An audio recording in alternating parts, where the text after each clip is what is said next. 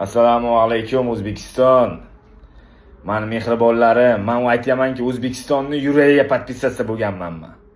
Bizani sochimiz olinishi mumkin, bizani qag'izimiz qonashi mumkin, qaysidir joyimiz shirlanishi mumkin, lekin yuragimizdagi duximiz o'lmaydi.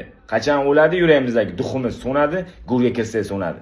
Birinchi o'chatga O'zbekiston rahbariyatidan menga juda ham katta rahmat deyman. Menga ishonch bergani uchun, meni qo'llab-quvvatlaganlari uchun hammalariga rahmat deyman.